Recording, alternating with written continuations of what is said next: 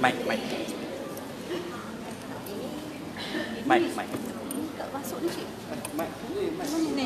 Cik baca ni tak masuk ni. Betul tak? MC sayang nak bagi mic kan.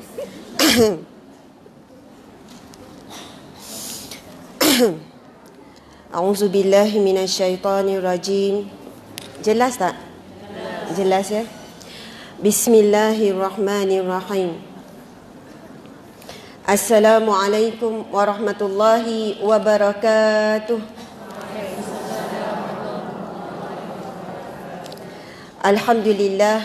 Alhamdulillahi rabbil alamin.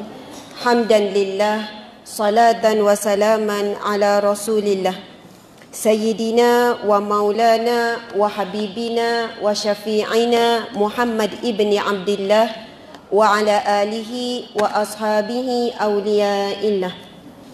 Alhamdulillah, segala puji kita rafakkan, kita tujukan semata-mata kepada Allah Subhanahu wa taala. Allah ya Hamid, Allah yang maha terpuji. Allah ya Hamid, Allah yang maha terpuji, kita perlu fahami dengan erti kata yang sebenar. Sebab kita cenderung untuk memuji-muji manusia. Kita cenderung untuk memuji rumah manusia, kereta manusia. Bila belajar tentang Asma'ullahul Husna, maka kita akan melihat di sebalik Allah ilmu yang begitu banyak. Lalu kita melihat hebatnya Allah yang alim, yang maha memiliki ilmu. Kita nampak ada orang sangat bijak berkata-kata. Lalu kita melihat di sana adanya Allah yang hakim, yang maha bijaksana. Kita nampak ada manusia yang Allah ciptakan begitu indah rupanya, begitu cantik, begitu handsome. Macam tu haji kita tadi tu kan. Contoh ya. Lalu kita melihat Allah yang badi', iaitu Allah yang maha menciptakan keindahan. Akhirnya, apapun yang kita lihat tidak mendatangkan kegaguman terhadap manusia, tetapi menambah rasa cinta kita kepada Allah. Kalau kita tengok ibu-ibu ni, saya tengok hebat. Ada umur 50, 60, 70 tapi masih kuat, sehat, segar. Lalu kita tanya dia, apa tip makcik boleh sehat, kuat, segar ni? Lagi-lagi time shopping. Lagi kuat luar biasa. Lupa yang sakit lutut tu.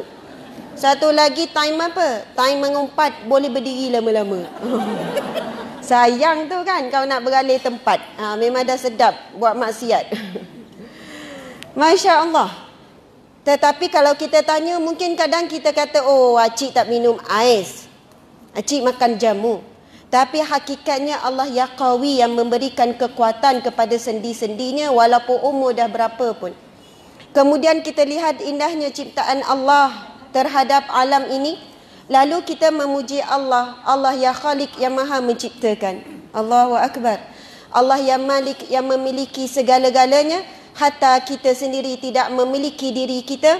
Suami bukan milik kita, anak bukan milik kita, baju yang kita pakai, semuanya apa yang ada semua bukan milik kita. Habis tu apa yang jadi milik kita? Jadi adalah pula nanti nak ambil handset saya, Ustazah ini milik Allah yang Malik. Lepas tu minta kunci kereta pula, Ustazah kereta ni milik Allah yang Malik. Bukan milik Ustazah. Ustazah kan cakap begitu tadi. Masya Allah. Kita harus faham Allah akan berikan pemilikan sementara kepada kita untuk kita gunakan mengikut syariat dan kehendaknya.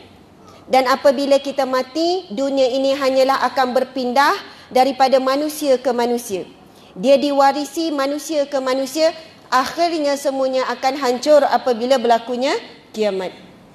Masjid Surau Al-Mukhlisin ni ikhlas macam mana pun akan hancur. Rumah tangga kita, rumah kita, diri kita semua akan hancur lebur. Yang kekal adalah roh kita. Yang disebut dalam firman Allah Subhanahu wa taala, yauma la yanfa'u malun wala banun illa man atallaha biqalbin salim. Di hari yang tidak ada manfaat sedikit pun. Harta benda yang kau himpun, yang kita banggakan, yang kita rasa seronok, yang kita rasa mulia dengan harta yang kita ada tu, yang kita rasa hebat dengan kereta yang laju tu, rumah yang indah dan sebagainya, anak-anak yang ramai, Allah kata Di hari yang tidak ada manfaat sedikit pun harta benda anak pinak kamu, kecuali mereka yang mendatangi Allah, pulang kepada Allah dengan jiwa yang selamat. Jadi pada pagi yang barakah ini, ibu-ibu, ayah-ayah, muslimin, muslimat sekalian, orang yang paling beruntung adalah orang yang sentiasa memperlihat dan memikirkan tentang hati dia.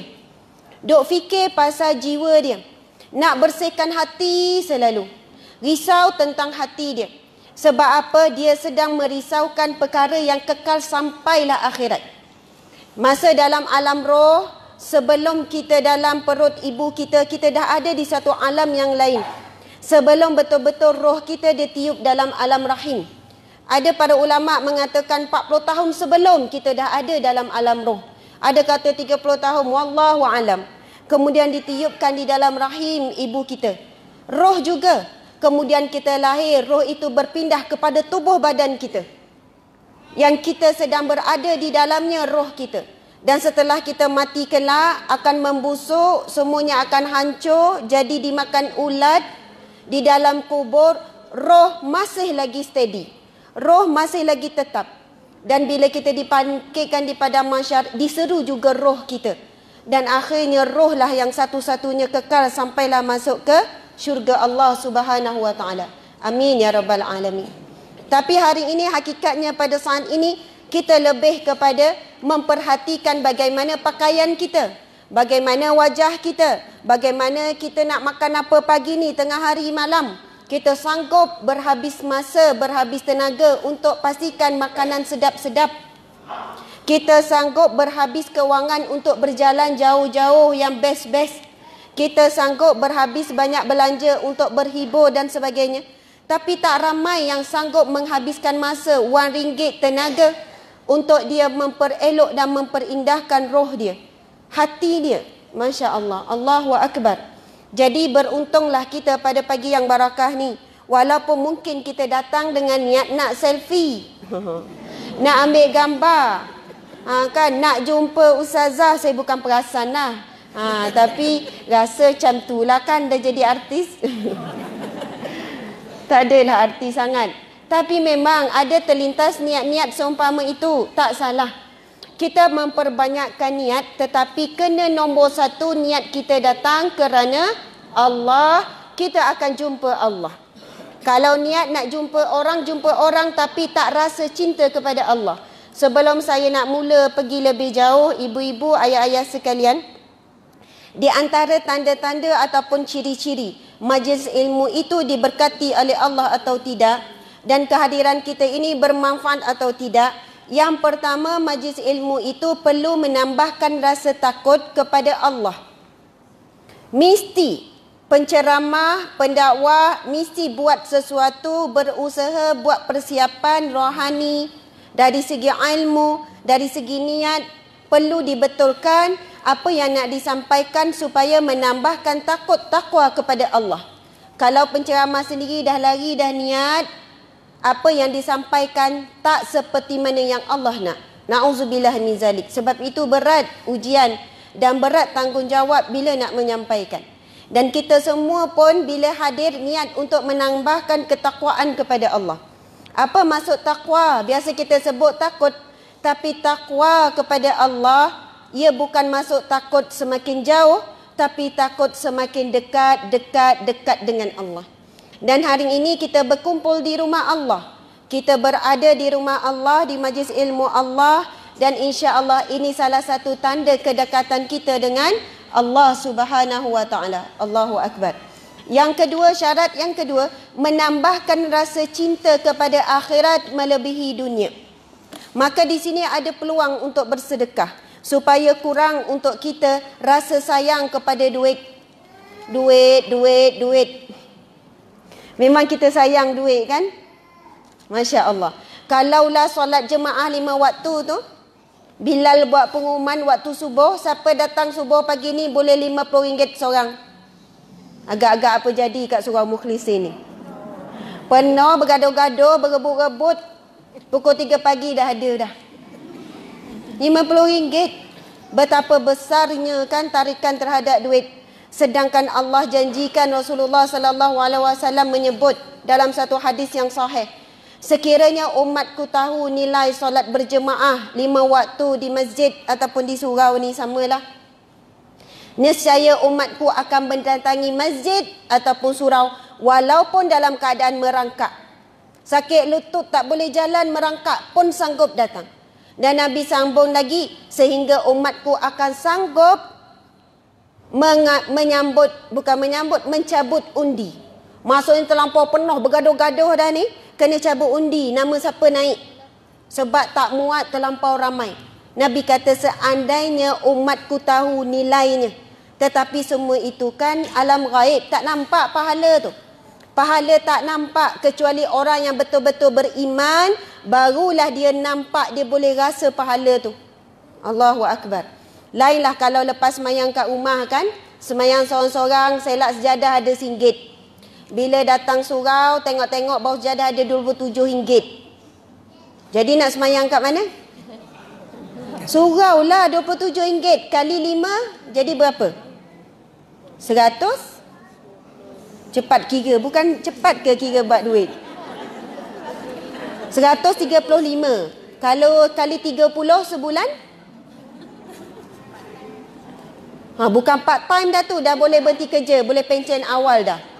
Kalau 135 kali sebulan, saya rasa dalam 4,000 lebih juga. Betul kan? Jadi suami ni bila nampak macam tu, dia hangkut semua isteri anak-anak. Oh banyak tu. Masya Allah. Berebut tak? Penuh tak? Tapi Allah tidak menunjukkan. Begitulah caranya Allah nak menilai siapakah di kalangan hamba-Nya yang betul-betul percaya, beriman kepada Allah Subhanahu Wa Taala akan janji Allah terhadap ganjaran pahala. Jadi terbuktilah kita di sini, kita tak kuat sangat percaya. Kita hanya banyak percaya pada lidah. Bila kita tanya kepada kaum lelaki, percaya tak solat berjemaah itu 27 kali ganda? Percaya. Tetapi sejauh mana dia boleh melangkah dan tetap teguh untuk solat berjemaah 5 waktu sangat payah. Surau ni kalau subuh berapa saf? Jangan pandang orang lelaki, kaum muslimat pun dalam keadaan tidak ada fitnah, tidak ada halangan dan sebagainya, tidak menjejaskan tanggungjawab di rumah, afdal solat fardunya di surau ataupun di masjid. Mungkin di sana ada orang nak pegang pendapat lain, tafadhal, saya tak ada masalah. Tapi kalau kita tengok bagaimana Bayan Linnas Dr. Zulkifli Al-Bakri sendiri cuba baca tentang kedudukan wanita solat di masjid ataupun di surau, kesimpulan di bawah dia tulis, kami berpendapat ia adalah satu sunat, hukumnya adalah sunat, maksudnya dituntut. Kalau kita tengok Dr. Yusuf Al-Qadawi sendiri pun mengatakan demikian. Kerana pada hari ini tidak timbul lagi kesulitan bagi wanita, pergi pun dalam keadaan terjaga maruahnya, pintu berbeza masuk, lagi pula kita umur dah 50-60, pergi dengan suami, di mana selamat daripada fitnah, dan kita akan lebih khusyuk dan tenang solat di masjid ataupun di surau. Kemudian di sana ada pula kuliah subuh, ada kuliah maghrib, dan di sana juga kita jumpa satu kumpulan ataupun persekitaran yang boleh membangkit dan membentuk jiwa kita. Betul atau tidak? Semayang di rumah ataupun di masjid, di surau, mana lagi tenang? Dia berbeza. Kalau orang ada anak kecil lagi tenang di rumah. Betul kan? Kalau saya, anak saya kecil-kecil lagi ada dalam 7 orang. Jadi bila saya bawa pergi masjid, berapa kali saya cuba. Setiap kali nak semayang, saya duduk doa benda lain tengah semayang. Ya Allah, janganlah pijak spek mata makcik tu. Sebab anak kita melintah. Lepas tu dia buka pula beg. Ya Allah, janganlah dia ambil apa-apa. Lepas tu saya terus je bagi salam, angkut anak saya pergi kat kereta. Harap-harap dia orang tak perasan anak ustazah. Betul, kadang-kadang anak saya kena marah. Ya Allah, janganlah dia tahu tu anak saya. Lama-lama saya kata tak apalah, niat kita memang kalau boleh nak biasakan anak kita dengan masjid, dengan surau. Tapi kita kena tengok, wahai ibu-ibu muda sekalian, kalau anak kita tidak boleh jaga dirinya dan tak terkawal, maka kita solat di rumah lebih afdal. InsyaAllah tetap dapat pahala berjemaah. Allah tahu kita nak. Sebab apa, sian makcik-makcik dah lah sakit jantung, terkejut-kejut. Anak tu berlari-lari. Sebab itu kadang bila saya tengok dekat dalam Facebook orang bergaduh isu ni kan, kita tak boleh salah juga orang tua yang marah. Sebab dia nak semayang, dia pun dah tak kuat. Terkejut tiba-tiba ada orang panjat belakang, tarik tudung. Lepas tu kita orang muda pula nak pertahankan. Ni lah lama-lama nanti tak ada orang dekat masjid, dekat surau. Kita tengok kalau anak kita boleh terkawal, tak mengganggu, bawa lah, subhanallah, alhamdulillah. Saya tengok ada orang anak begitu. Tapi orang tanya, Ustazah, macam mana kita nak biasakan anak dengan masjid, dengan surau? Bawa pada waktu yang bukan perdana. Waktu duha, bawa lah. Orang tak ramai, tak ganggu orang. Buatlah iktikaf, solat sunat duha dengan anak-anak. Sebab kita nak biasakan. Saya perhatikan kalau anak saya pergi tempat masjid ni, tak biasa dia pergi, memang dia akan berlari. Sebab dia seronok tempat baru. Tapi dah biasa bawa waktu duha, lepas zuhur, pukul 3 macam tu kan. Dah lama dia dah tak heran tak masjid tu. Barulah boleh bawa pada waktu solat fardu yang mana dia dah okey boleh duduk. Lepas tu kadang-kadang anak kita dia tanya, Umi, nak pergi masjid, nak pergi surau ni, ada kawan-kawan budak lelaki tak? Ada. Kenapa? Boleh bawa Beyblade tak? Rupanya tujuan dia ni nak jumpa kawan-kawan baru, dia nak main Beyblade. Betul tak? Kita nak dengar kuliah, boleh tak kita bawa Beyblade tu? Kalau saya bawa je. Saya tak tahu ibu-ibu sekalian. Tetapi kita kata pergi main jauh, kawasan yang tak mengganggu jemaah, asalkan dia duduk diam. Kadang dia bawa Lego. Kadang kita siapkan dengan color, lepas tu buku coloring. Betul tak?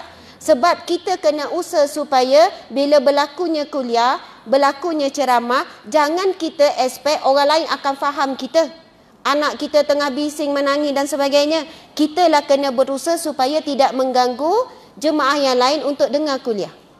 Jadi di sini kita ada saling memahami tentang hak saudara kita. Jadi dua-dua ni saya cerita bukan nak memihak kepada orang tua yang mudah terkejut-terkejut.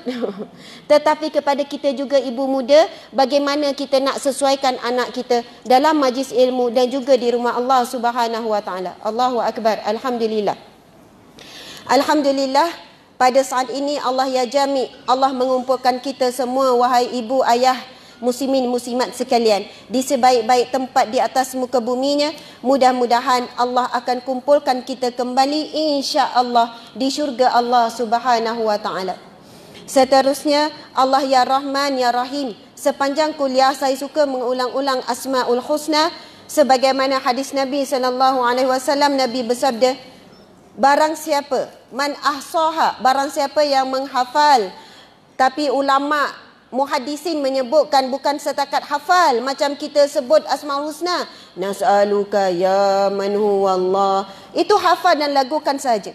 Tapi para ulama menyebutkan maksud man ahsaha, barang siapa yang menghafal ialah barang siapa yang mentadabbur Asmaul Husna, kemudian lalu dia beramal dengan Asmaul Husna, maka Nabi kata wajib dijamin baginya syurga. Dijamin baginya syurga. Sangat besar jaminan Allah siapa yang beramal dengan Asmaul Husna. Tapi kita kena faham bagaimana nak beramal. Allahu Akbar. Contoh, ketika kita terhina dengan suatu penghinaan, lalu kita pun ingat nama Allah yang Muzil, iaitu Allah yang membuatkan kita terhina. Manusia yang sedang hina kita tu hanyalah perantaraan Allah. Lalu akhlak kita bagaimana? Kita tidak terlalu membencinya. Bahkan kita mendoakannya, ya Allah ampunilah dia kerana dia jahil, dia tak kenal aku, dia telah menghinaku. Lalu kita pun ingat nama Allah yang Mu'iz, Allah yang maha memuliakan. Ya Allah, setelah aku terhina, ya Allah, muliakanlah aku kembali. Subhanallah, Allahu Akbar. Kalaulah ada seseorang yang menyempitkan dada kita, orang perempuan biasa siapa yang buat kita jadi sesak nafas? Nak sebut pun dalam masjid kan, dalam surau. Tak ada orang lain, roommate tu lah, betul tak? Housemate kita lah, roommate, teman sebilik kita, suami, betul kan? Sejuk hati ke panas hati tengok suami masing-masing? Ui, tak berani jawab. Masya Allah. Kadang-kadang sejuk, kadang-kadang panas. Tapi banyaknya suam-suam je kan. Sebab ramai perempuan saja ni, bolehlah ustaz-ustaz apa ni muslimin duduk kat belakang saya tak nampak sangat. Okeylah, buat-buat tak nampak lah. Saya segan kalau muslimin ada kan. Tapi kat sini muslimin-muslimat semua tengok. Subhanallah, Allahu Akbar. Kadang-kadang pasangan kita tak kira muslimin ke, muslimat ke, isteri ke, suami kita ke, akan menyesakkan dada kita, membuatkan kita rasa sedih sebab padahal oksigen cukup, tiba-tiba nafas tu macam tak cukup oksigen kan, geram tu kan. Balik kuliah tengok rumah bersepah, bukan ada budak kecil, ada atuk kat rumah tapi bersepah juga. Aduh, sabar je lah kan. Masya Allah. Jadi lalu kita pun ingat, ya Allah, yang menyempitkan dada kita adalah Allah ya Khafid. Dan yang melapangkan kembali adalah Allah ya Wasit, iaitu Allah yang maha melapangkan. Kalau kata ustazah macam mana nak rasa luas, Allah ya Wasi' yang memberi keluasan. Rumah kita sempit tapi rasa luas, Allah ya Wasi' beri keluasan. Ada orang rumah besar tapi rasa sempit bila tak ada ketenangan dalam rumah tu, Allah yang menyempitkan. Ada orang dapur kamain cantik, meja makan kamain cantik, tetapi tak rasa nikmat pun berada di meja makan. Makanan kamain lazat tapi tak rasa nikmat makan rezeki Allah ya Razak. Tapi ada orang susah, tak ada meja makan, tak ada tempat selesa, makan nasi, telur, ikan kering, tapi sangat nikmat sebab Allah memberi razak. Allah ya Razak beri rezeki dengan kasih sayangnya. Allah ya Rahman ya Rahim. Allahu Akbar, Masya Allah. Sebab itu bila kita belajar Asmaul Husna, akhirnya kita akan membenamkan diri kita. Kita tak akan mudah-mudah nak rasa riak ke, takabur ke, ujub ke. Bila kita tiba-tiba orang rasa kagum, orang dengar, orang puji kita, lalu kita pun terus menyandarkan kepada Allah Subhanahu Wa Taala. Kita tak akan klaim dengan anak kita, mak yang besarkan kau susah payah ya. Kita lalu ingat Allah ya Kabir, Allah yang maha besar, Allah yang mutakabir, Allah yang maha membesarkan. Lalu kita tak akan klaim dengan anak-anak kita, mak ayah yang cari rezeki payah-payah bagi kau makan. Kita akan ingat yang bagi rezeki adalah Allah ya Razak, bukan kita. Kalau kita cakap dekat anak, mak ni yang susah payah jaga kau ni, daripada kecil seekor nyamuk pun tak bagi gigit. Betul ke? Padahal ada banyak nyamuk dah gigit anak kita. Tapi ayat tu kan nak bagi sedap, betul kan? Mak jaga tak tidur malam, padahal krong-krong tidur. Budak tu menangis, hilang suara baru bangun. Ada ketikanya macam tu, betul kan? Tetapi hakikatnya Allah ya Hafiz ya Muhaimin, yang maha menjaga dan mengawasi anak kita, suami kita, bahkan diri kita. Dah seperingkat umur 50-60, siapa yang jaga? Bukan diri kita yang jaga diri kita. Yang kita bawa kereta selama ni tak aksiden tu, bukan sebab handal kita bawa kereta. Boleh je kita bawa elok tapi orang langgar kita. Tapi tak berlaku. Yang kita jalan pergi supermarket tak ada orang ragut sampai hari ni. Siapa yang jaga kita? Orang jahat bukan tak ada keliling, tapi Allah memadamkan rasa perasaan orang jahat nak buat jahat pada kita. Kita tak sedar hidup kita sampai tahap ini, saat ini Allah sentiasa dekat, Allah sentiasa mengawasi, Allah sentiasa jaga. Sebab itu bila kita belajar Asmaul Husna, kita akan sentiasa bertambah jatuh cinta berkali-kali kepada Allah Subhanahu Wa Taala. Kita dilayan dengan romantik oleh suami. Suami romantik tak? Tengok slow je jawab. Kalau suami romantik macam mana? Dia beli hadiah, balik rumah dah siap makan, nak duduk dia tarik kerusi. Kita pun nak duduk, dia tarik lagi sekali. Aduh, habis jatuh. Masya Allah. Lepas tu air dia bagi, dia pun hollow pula. Kita pun pelik, kenapa ni? Ada apa-apa ke? Hollow air basuh tangan. Pernah tak suami layan macam tu? Oh, Ustazah sampai kiamat pun tak rasanya. Masya Allah. Wahai para suami sekalian. Tiba-tiba nak ceramah kat suami kan? Bukan susah nak jadi suami yang romantik sebenarnya. Sekali-sekala isteri nak pergi kerja, buatlah surprise. Tiba-tiba dah ada air kotak, ada roti siap-siap. Lepas tu minyak dah isi penuh. Lepas tu Touch and Go pun dah penuh. Masya Allah. Tengok, ada roti, ada air. Seronok tak kita? Pernah tak rasa macam tu? Oh, sedih sial. Wahai para suami sekalian, betul. Saya bukan nak cerita, nak benda tu tak susah nak buat.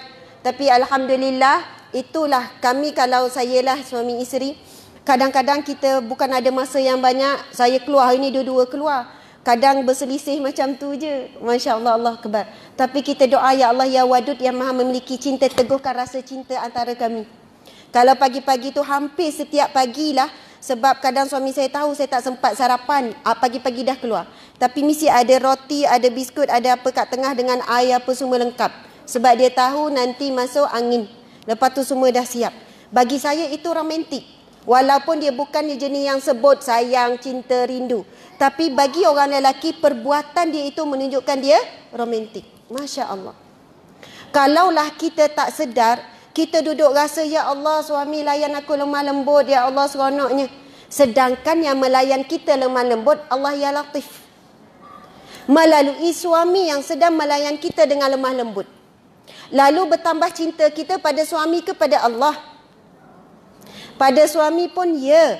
Tetapi sepatutnya sepanjang perjalanan itu bukan duk muji-muji suami. Makasihlah bang, bertuahnya saya. Tetapi bertambah pujian kita kepada Allah. Sampai sepanjang perjalanan kita pun duk zikir Alhamdulillah, Alhamdulillah, Alhamdulillah. Kalau ada suami kita yang pemurah, ambillah duit ni 2,000, pergilah pergi shopping. Jangan tinggal 1 sen pun. Oh, siap pesan macam tu. Macam mana makcik-makcik sekalian? Hilang tak sakit lutut tu? Hilang terus makcik. Lepas tu ada handbag harga 30 dengan harga 300. Kan suami bagi 2,000. Nak beli yang 30 ke 300? 300 tu tak ada gigi tu. Dah tua umur 60-70, nafsu sangat besar ibu-ibu sekalian. Bila bagi duit, betul kan? Tapi hakikatnya, kalau kita dapatlah rezeki macam tu, bukan bertambah kagum, puji-puji, muja-muja suami. Tapi bertambah memuji Allah, ya Razak, ya Ghani, ya Mughni. Allah ya Rahman, ya Rahim. Berikan kita kasih sayang, sampai kita rasa nikmat dalam kasih sayang seorang suami ataupun anak-anak. Asbab Allah ya Rahman, ya Rahim, ya Wadud. Berikan kasih sayang dalam hati suami kita. Sebab itu ramai manusia menagih-nagih cintanya manusia. Akhirnya dia sangat haus, dia tak dapat. Saya ada satu cerita, nak dengar cerita tak? Oh, perempuan macam tu lah kan. Okey. Kisah ni kisah benar ni. Saya dengar cerita ni daripada Ustazah Hafizah Musa. Dia cerita dalam ceramah. Jadi bukan dia cerita pada saya, jadi saya boleh ceritalah secara umum ya. Dia kata ada seorang wanita ni diberi kurniaan wajahnya cantik, sempurna lah. Orangnya baik tetapi tak menutup aurat. Free hair, seksi, pakai ketat, pakai sendat, pakai apa nama? Pakai apa lagi? Nak cukup seksi ni. Apa dia? Pakai, dah seksi lah tu kan, dah cukup seksi dah tu. Pakai jarang, macam tu lah seksi lah. Tapi dia ada satu sifat yang sangat baik, iaitu dia sangat taat dan hormat suami dia. Dia jaga sungguh, makan, pakai, dia punya jaga pakai suami tu semuanya ready semualah. Stoken, baju semua, daripada yang besar sampai kecil. Dipakaikan stoken, layan sungguh. Pernah tak pakaikan stoken kat suami? Oh, alhamdulillah ada yang pernah, ada yang tak. Ustazah, suami saya tak pakai stoken. Tu tak apalah. Kerja biasa-biasa kan. Tak ada stoken. Okey. Maksudnya jaga sungguh ni. Macam suami tu raja lah. Makan, minum semua, masak. Lepas tu sediakan air basuh tangan. Sampai terkenal di kalangan adik-beradik dan sahabat-sahabat. Dia sangat menyantuni dan taat kepada suami. Dan kalau dia nak pergi mana-mana wajib minta izin. Kalau kita contohlah kan. Kita minta izin dengan suami nak pergi rumah Siti. Kita pun pergilah rumah Siti, makan. Kebetulan tak sedap makan rumah Siti. Lepas tu, Minah sebelah rumah Siti ajak pergi rumah dia. Sebelah rumah je. Jomlah, ada ni laksa Penang. Kebetulan suka laksa Penang. Agak-agak pergi tak rumah Minah sebelah tu? Tengok ijma' ulama' wanita. Pergi sebelah je. Alang-alang dah minta izin nak pergi rumah Siti. Alah, kita fikir logik kalau tu suami kita pun akan bagi, betul kan? Tapi hamba Allah ni, Ustazah Hafizah cerita, dia tak akan pergi. Sebab dia minta izin untuk pergi rumah Siti je. Kalau dia kata nak pergi shopping komplek tu, kadang-kadang kita kan on the way singgah dulu situ sini. Dia kalau nak singgah, dia tunggu dulu dalam kereta, minta izin sampai suami bagi. Saya nak cerita betapa dia jaganya suami dia, dia taatnya suami dia walaupun zahirnya dalam keadaan tak menutup aurat dengan sempurna. Suatu hari, gitu. Suatu hari, kita mesti tak puas hati dengan cerita tu kan. Ayat kita kalau tengok tahu cerita macam ni, buat apa hormat suami tapi tak hormat Allah, dedah aurat. Tu ayat kita. Suatu hari, subhanallah, dia telefon suami dia. Mungkin suami tak perasan. Hujan ke? Oh, kipas. Okey ya? Kipas tolong diam sikit. Okey, tak terganggu kan? Okey. Macam orang tanya tu terganggu kan? Okey, satu hari dia telefon suami dia, dalam kereta suami dia mungkin tak perasan, dia turn-on. Lalu dia mendengar ada suara perempuan dekat sebelah. Best tak cerita dia? Dia bunyi suara perempuan dekat sebelah panggil abang-abang macam tu lah. Gaya macam suami isteri bercakap.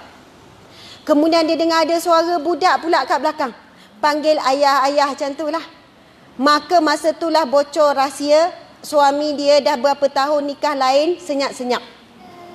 Sampai dah ada anak. Masya Allah, drama kan? Jadi bila dia tahu dalam keadaan begitu, dia tersentak sebab dia sangat memuja-muja, sangat jaga suami. Seolahnya selama ni dia buat adalah untuk dapat perhatian suami, kasih sayang suami. Dan suami pun sangat sayangkan dia, sangat jaga dia, sangat manjakan dengan duit, dengan apa semua. Orang pun orang banyak duit, orang kaya. Tapi ketika itu Allah betul-betul uji dia. Dia sangat terkejut sebab dia rasa dia dah sempurna semua dah. Dia dah buat yang terbaik dah. Dia pun cantik apa semua, apa lagi yang tak cukup bagi dirinya untuk suami dia. Tapi apa yang berlaku? Bila berlaku keadaan tersebut, lalu dia pun membawa diri. Tapi bawa diri bukanlah dia tinggal terus suami dia. Dia mula berubah hidupnya, pakaiannya lebih baik mungkin daripada kita semua. Wallahu a'lam. Dengan pakai serba hitam yang saya dengar ceramah Ustazah lah. Wallahu a'lam, yang saya ingat pakai niqab apa semua. Berubah sungguh daripada majlis maksiat ke majlis ilmu. Berubah sungguh akhlak dia, pakaiannya. Asbab Allah uji dia demikian. Jadi antara iktibar yang kita dengar daripada kisah ini ialah yang boleh kita ambil.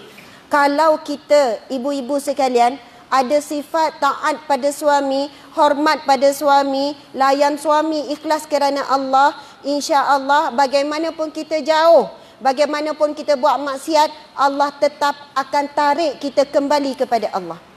Wanita itu tadi memanglah dia tak tutup aurat, dia seksi, tapi kebaikan dia pada suami itu asbab dia dapat hidayah daripada Allah. Dan selepas itu dia boleh terima dengan baik apa yang telah dilakukan dan dia boleh maafkan suami dia. Dan dia kata barulah dia faham erti berbuat baik, mentaati, menjaga suami kerana Allah. Jadi dia syukur Allah uji dia demikian. Sebab dia sedar selama ni dia buat kerana menagih perhatian, kasih sayang, perhargaan manusia. Allahu Akbar. Sebab itu ramai orang perempuan nak jumpa saya cerita pasal ni je. Suami dah sayang orang lain, suami cinta orang lain, suami dah beralih arah dan sebagainya. Kita kena faham bila Allah tarik sesuatu daripada kita yang dulunya Allah bagi, iaitu ya wadud, bagi cinta dalam hati suami kita, hari ini beralih arah contohnya, sebenarnya Allah nak memperkenalkan ya wadud yang maha mencintai kita tanpa berbelah bagi adalah Allah. Apabila kita mula menduakan Allah dengan cinta suami yang berlebihan, Allah akan uji. Begitulah kalau kita tengok kisah cinta yang maha agung, yang sangat agung, iaitu kisah cinta Nabi Allah Ibrahim alaihissalam dengan Allah. Nabi Ibrahim diberi gelaran apa? Kekasih Allah. Khalilullah, maksudnya kekasih Allah. Nabi Ibrahim satu ketika, bila saat kita tahu dia nak dilemparkan ke dalam neraka Allah, na'udzubillah, astaghfirullahalazim, di dalam api yang disediakan oleh Raja Namrud. Api itu bukan api kecil, api itu sangat menjulang besar, sampaikan tak boleh nak diangkut Nabi Ibrahim, tak boleh nak lempar dekat. Lalu disediakan macam plastik besar yang akan dilepaskan, kemudian tepat akan kena ke dalam api yang marak tu. Ketika itu datanglah malaikat Jibril. Malaikat Jibril datang nak menawarkan bantuan. Wahai Ibrahim, perlukah kamu, inginkan kamu aku membantumu? saat ni nak dilepaskan dah ni. Namun apa jawapan Nabi Ibrahim? Jangan kamu datang di antara dua kekasih. Antara aku dengan Allah, kamu jangan ada di tengah-tengah. Aku dengan Allah direct. Kita macam mana, kita sangat lemah lah, kita sangat jauh. Lalu bila dilemparkan, Allah menyejukkan api tersebut. Allah menyejukkan, keluar macam biasa. Samalah seperti ketika Nabi Ibrahim diuji. Dia mula rasa jatuh cinta kasih kepada anaknya Ismail, yang telah lama terpisah lama. Masa kecil jatuh cinta, jatuh kasih, Allah suruh tinggal, tinggal. Nabi Ibrahim sentiasa diuji cinta kepada Allah. Bila Allah tengok Nabi Ibrahim ada anak, mula rasa jatuh cinta pada anak kan. Allah suruh apa? Tinggal. Nabi Ibrahim tinggal tak? Tinggal. Sebagai bukti betapa Nabi Ibrahim cintakan Allah. Dah lama tak jumpa, Nabi Ismail dah umur, yang dikatakan umur dah peringkat remaja. Ada yang kata masih kanak-kanak. Allah perintahkan balik semula daripada Baitul Maqdis ke Mekah. Jumpa balik dalam tak lama, beberapa tahun saja. Allah perintahkan apa? Sembelih. Bila Allah perintah sembelih, Nabi Ibrahim tak ada petikaikan pun. Ya Allah, biar betul nak kena sembelih anak ni. Ya Allah, macam tak logik. Tak ada. Nabi Ibrahim benar-benar ingin menyembelih Nabi Ismail alaihissalam. Dan saat ingin sembelih, tak ada terlintas pun, nanti digantilah ni, mesti cancel ni. Tak ada sikit pun rasa perasaan macam tu. Memang confirm, memang yakin, memang bulat-bulat nak sembelih. Tapi akhirnya Allah gantikan dengan kibash. Kita tahu kan? Allah gantikan. Dan ketika itu Nabi Ibrahim berjaya menyembelih rasa cinta terhadap anak sebagai bukti cintanya kepada Allah. Ada satu kisah wali Allah yang terkenal, iaitu Syekh Abdul Qadir Al-Jailani. Biasa dengar tak? Syekh Abdul Qadir Al-Jailani. Carilah kitab, cari buku tentang Syekh Abdul Qadir Al-Jailani. Dia dikatakan pada zamannya adalah ketua wali Allah. Sangat hebat. Banyak kisah-kisah dia yang membuatkan bertambah keimanan dan kesedaran hati kita. Ada satu ketika dalam kuliah Syekh, datanglah ada seorang wanita. Lalu wanita ni bertanya kepada Syekh Abdul Qadir Al-Jailani, "Wahai Syekh, sekiranya Allah mengizinkan aku membuka hijab," dia pakai niqab, dia tutup semua wajah. Dia kata, sekiranya Allah mengizinkan aku untuk membuka penutup di wajahku ini, aku akan tunjukkan betapa indahnya ciptaan Allah terhadapku. Maksudnya dia wanita yang sangat cantik, yang sangat indah Allah ciptakan. Kemudian dia kata, pun begini ya wahai Syekh, aku cantik macam ni pun, suamiku tetap ingin bernikah lagi. Asyik cerita poligami je kan.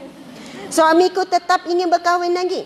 Syekh Abdul Qadir Al-Jailani bila dengar, dia terus pengsan. Kita yang tak faham ni, pengsan Syekh kan?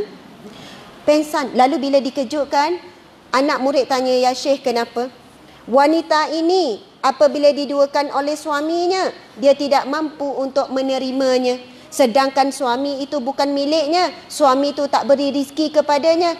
Bagaimana mungkin Allah boleh terima apabila kita menduakan Allah? Faham tak maksud? Wanita ini tak boleh terima dia diduakan oleh suaminya. Jadi bagaimana Allah yang telah memberikan kita semuanya boleh menerima apabila kita menduakan Allah Subhanahu Wa Taala? Sebenarnya banyak perkara dalam hidup kita sehari-hari kita menduakan Allah. Kita mensyirikkan Allah. Sama ada syirik khafi ataupun syirik yang jali, yang jelas. Tapi banyaknya syirik khafi yang tersembunyi. Contoh, kita kan, bila kita ada orang yang selalu tolong kita, suami kita, kawan-kawan ke, kita tersebut dan kita seolahnya kita tak terlintas, kita cuma cakap, "Mujurlah kau ada, kalau kau tak ada aku tak tahulah macam mana apa yang jadi." Kita seolah memuji-muji sangat dia. Sedangkan dia perantaraan Allah saja. Allah yang datangkan dia untuk bantu kita. Tak bertambah pun kita malam tu jadi bangun qiyamul lail ke sebab syukur ada orang tolong kita. Kemudian contohnya bila kita nak buat ibadah. Solat sunat payah kan? Solat sunat ni kalau nak tahu kita ikhlas ataupun tidak, kalau sama kat rumah dengan surau, maksudnya insya-Allah kita ikhlas. Tapi kalau kat surau baru solat sunat, kat rumah tak solat sunat, ada masalah kita. Soalannya kita solat sunat itu kerana adanya manusia yang melihat. Bila solat maghrib dekat masjid, dekat surau, gigih kita solat qabliyah, ba'diyah. Kat rumah maghrib saja. Jadi kita ada ciri-ciri kita mensyirikkan unsur-unsur riak, bukan syirik ya. Unsur-unsur riak, kita beribadah kerana orang lihat. Kadang-kadang bila kita solat di masjid lepas maghrib tu kan, kita tengok semua orang bangun, kita pun jadi nak bangun, malu kalau tak bangun. Betul kan? Tiba-tiba dah kuliah, ada pula tabung melintas. Tak bagi orang tengok. Jadi kita rasa malu tu, kita pun bagi juga. Niat hati tak nak bagi. Tetapi sebab orang ramai. Kalau seorang-seorang lah tabung tu duduk kat depan, agak-agak bagi tak? InsyaAllah bagi juga. Tapi banyak keadaan kita akan bagi apabila dilihat oleh orang. Masa nak mula-mula nak bagi RM1, kan nak bagi RM1. Tiba-tiba orang tengok kita kereta besar. Tu tabung bergerak tu kan. Nanti ada yang berdoa, janganlah lalu depan aku. Malu orang tengok, tak jadi bagi RM1, bagi RM10. Banyak keadaan kita buat sesuatu kerana manusia dan tinggalkan sesuatu kerana manusia. Kita buat sesuatu kerana manusia, itu syirik. Maksudnya buat ibadah bukan kerana Allah tapi kerana manusia. Tetapi meninggalkan sesuatu ibadah kerana manusia, itu riak. Contoh, kita ni nak solat sunat lepas maghrib. Lepas tu kita rasa macam naik bulu roma, macam seriau, macam riak je. Lalu kita tak jadi, kita kata daripada riak baik tak payah semayang, kita pun duduk.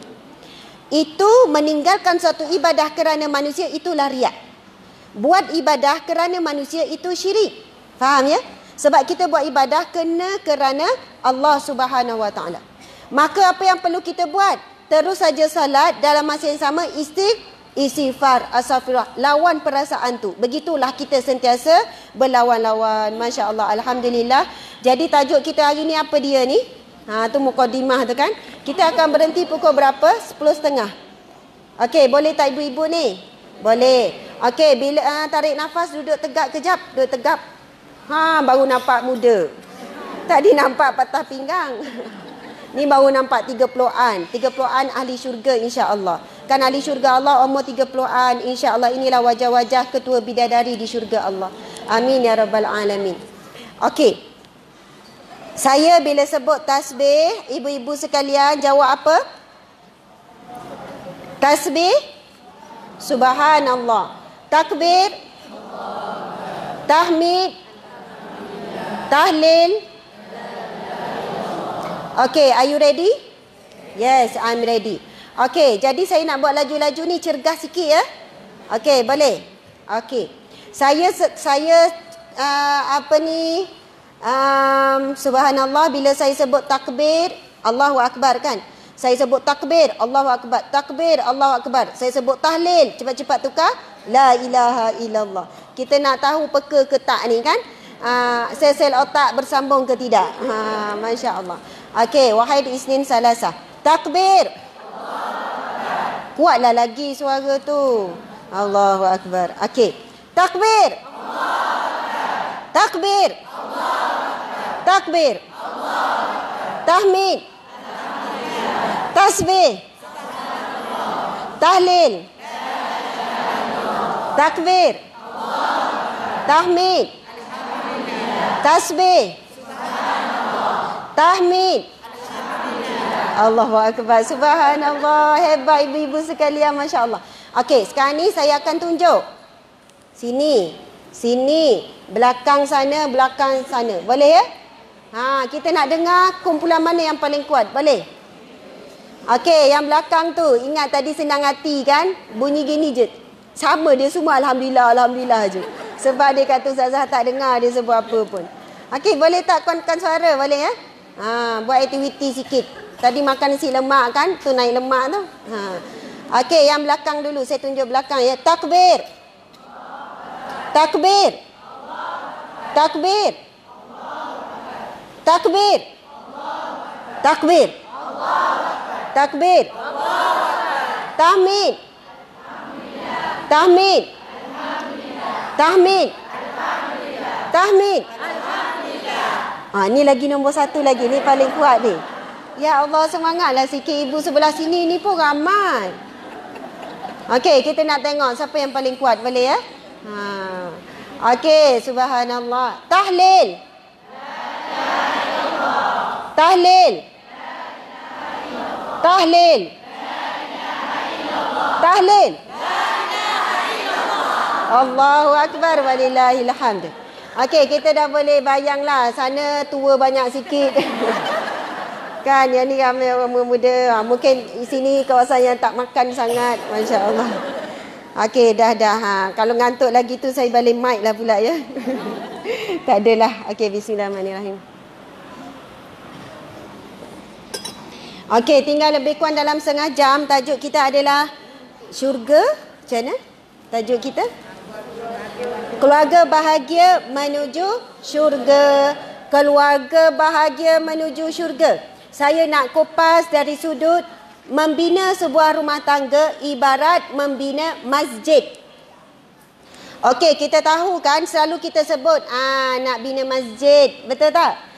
Nak nikah tu kita sebut nak bina masjid. Istilah orang-orang dulu. Orang sekarang guna tak istilah tu? Dah jarang sikit kan?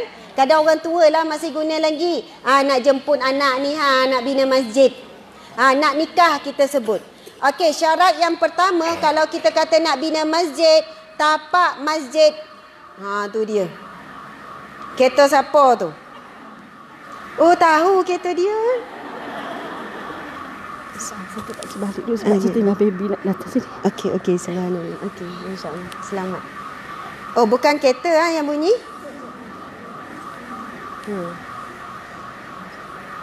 Subhanallah. Boleh teruskan ya? Tolonglah tu. Nanti diamlah tu kereta tu kan? Tu dia. Kereta siapa menangis tu kan? Okey, yang pertama nak bina masjid, tapak masjid mesti dibina di atas tapak yang halal. Betul kan? Tapak yang barakah. Masjid boleh tak dibina dengan tanah yang dirampas? Tak boleh. Boleh tak dibina di atas tanah yang bercampur? Sumbangan, maksudnya duit yang halal dengan duit yang haram? Tak boleh. Mesti pastikan tapak masjid tu tak ada dimiliki oleh siapa-siapa. Kalau tanah wakaf, is okay. Okey, bagaimana nak kaitkan dengan rumah tangga kita? Cuba muhasabah balik ibu-ibu sekalian. Masa kita nak nikah dulu, ada tak bercampur dengan maksiat? Masa time kenduri kahwin, masa kita kahwin dulu, ada tak bercampur dengan kita dedahkan aurat? Kita salam dengan semua orang time kenduri kahwin. Lepas tu tengok anak kita hari ni kahwin campur dengan maksiat. Minta maaf saya sebut secara jelas ya. Majlis walimah adalah sunat muakkad. Maksudnya sangat dituntut dalam agama Allah. Dalam Islam sangat dituntut. Dapat pahala yang besar. Kalau walimah itu buat cara betul jadi barakah, insya-Allah barakah itu kekal sepanjang pernikahan. Sepanjang dia nikah di dunia ini, kekal sampai akhirat insya-Allah. Tapi kenduri kahwin hari ini, majlis walimah hari ini, wahai orang muda sekalian, ustazah nak berpesan, wahai orang tua sekalian, perhatikan kenduri kahwin anak kita, tolong jangan lepas sepenuhnya kepada mereka. Yang pertama, majlis itu bercampur dengan maksiat, berlakunya pendedahan aurat dari sudut pengantin tu sendiri. Pakai ketat, pakai seksi, tudung singkat, kadang pakai jarang. Kemudian disolek secara berlebihan, tabarruj, kita sebut tabarruj. Apa maksud tabarruj? Tabarruj ni dia ada kaitan, salah satu maksud dia ialah ada kaitan dengan satu bintang yang namanya buruj. Bintang buruj ni kan bintang yang sangat indah. Bila dia keluar, maka tenggelam bintang yang lain. Jadi semua tarik perhatian. Memang pengantin dia mesti cantik daripada orang lain supaya menarik perhatian. Bila kita tahu dia sangat menarik perhatian dengan penampilannya, dengan disoleknya, dengan aksesorinya, maka dia tidak dibenarkan berada di khalayak ramai. Maka macam mana pengantin ni? Duduklah comel-comel, baik-baik dalam rumah. Kalau siapa nak jumpa pengantin, pergilah jumpa dalam rumah. Senang ke susah nak buat? Susah zaman sekarang. Sangat susah. Tapi subhanallah, suasana di Terengganu masih ada.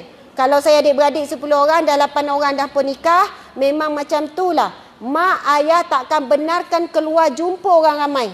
Tak benarkan. Orang ramai nak jumpa pengantin, jumpa dalam rumah dan dalam bilik. Tapi dalam rumah lah. Tetapi yang dibenarkan muslimat saja untuk masuk. Dan kalau pengantin ni nak keluar, jumpa orang kat luar, buka semua apa-apa solat apa semua sebab nak menyantuni orang luar, pakai seperti biasa. Tutup aurat dengan baik. Tapi memang perkara ni susah nak buat zaman-zaman akhir zaman. Sebagaimana Nabi sebut, umatku akan sampai satu saat untuk beramal dengan Islam ibarat menggenggam bara api. Kita akan rasa sakit, kita akan dicemooh, kita akan dikata orang. Dan kita juga akan rasa sakit tu. Dan orang pun nampak kita sakit. Kenapa sampai macam tu? Sebab dah terbiasa sangat. Bila walimah, pengantin terbuka saja. Tunjuk belaka. Kemudian salam dengan semua orang. Masya Allah. Sebab itu kalau dulu orang datang jumpa saya dulu pernikahan rumah tangga, pengantin baru nikah 3 bulan datang nak bercerai. Baru nikah 8 bulan, setahun nak bercerai. Ustazah, kami ni dah tak ada sefahaman. Kami ni dah rasa benci. Kami ni dah tak rasa apa-apa. Saya akan tanya dia soalan. Saya nak tanya. Masa kamu sebelum nikah, kamu bercinta berapa lama? Ustazah, kami bercinta lama, 4 tahun, 5 tahun. Kami memang loving couple. Tapi entah kenapa, lepas nikah kami rasa macam resah, gelisah, tak suka, benci, muak dan sebagainya. Lepas tu saya akan tanya, kamu buat apa masa bercinta dulu? Semua benda dah buat Ustazah. Masa walimah, macam mana walimah kamu? Dia pun ceritalah, yelah semua orang nak nikah macam tu kan. Gini dekat dewan dan sebagainya. Tak salah nikah kat dewan, saya bukan kata ya. Saya kena sampaikan. Benda ni semakin tak terkawal hari ni. Lepas tu kenduri kahwin campur dengan muzik yang keterlaluan. Kemudian dijemput pula penyanyi, penari. Betul ke tidak? Dijemput pula penyanyi yang karaoke tu dalam keadaan pakai seksinya apa. Kalaulah majlis walimah kenduri kahwin dah campur maksiat, dah gugurlah kewajipan untuk kita hadir. Tinggal lagi kita call minta maaf, tak boleh, gugur dah. Tapi kalau walimah itu jaga syariat, maka wajib kita hadir. Tak dapat hadir, minta excuse. Sebab apa? Kita duduk dalam majlis maksiat, takut kita bersama-sama menyokong majlis maksiat tersebut. Mesti ada yang kecil hati, saya minta maaf lah. Tapi saya sebut perkara ini supaya kita boleh kontrol sikit. Buat betul-betul majlis walimah menurut kehendak Allah. Dan hari ini paling lagi kita tengok ketara berlaku apa masalah dia. Buat di tempat-tempat yang eksklusif dan jemputan hanya VIP, hanya orang-orang kaya, orang-orang tertentu saja. Ini ada hadis Nabi SAW. Allah benci, Allah memalingkan wajah kepada majlis-majlis walimah yang hanya menjemput orang-orang kaya. Sedangkan majlis walimah makan percuma dipanggil, kita nak menyantuni terutamanya orang yang susah, yang mana bila majlis walimah lah baru dia boleh makan sedap. Kita jemput anak-anak fakir miskin, kita jemput anak-anak yatim, kerana mereka itulah yang menambahkan barakah kepada majlis kita. Dan bukan mudah. Saya kalau pergi kenduri, kadang orang tu kan bila nampak saya tan-tan tu juga dia tukar pada selawat. Saya fikir okey juga. Masa tu juga dia pergi bisik dekat karaoke tu kan. Buka apa, nasyid. Sebenarnya orang yang main karaoke, panggil karaoke ke kita panggil apa? PA system ke apa tu? Dia orang ada semua. Ada selawat, ada nasyid.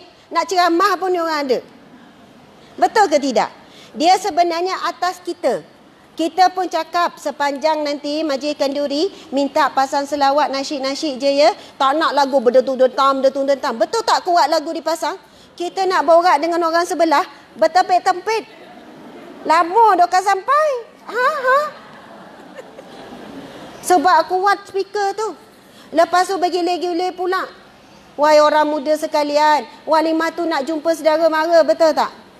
Lepas tu ada, tak kisah nak baju seragam. Tapi kita sebagai mak ayah ni bagi tahu awal-awal. Okey, baju seragam jahit nanti jangan ada yang ketat ya. Jangan ada yang singkat nampak bentuk badan dan sebagainya. Allahu Akbar. Kita benar-benar berada di akhir zaman yang mana maksiat dijadikan ke perkara biasa. Bila nak buat ibadat ikut syariat, ia luar biasa. Dah berlawan dah. Siapa yang masih mampu nak menegakkan syariat, dia termasuk dalam golongan ghuraba. Nabi bersabda, ghuraba. Nabi kata akan ada golongan yang asing di akhir zaman. Fatuba lil ghuraba, beruntunglah mereka yang berada di kelompok yang asing ini. Kita berada di kelompok mana? Kelompok ramai orang, sama macam orang lain ataupun pelik sikit daripada orang lain yang masih nak jaga syariat. Allahu Akbar, subhanallah.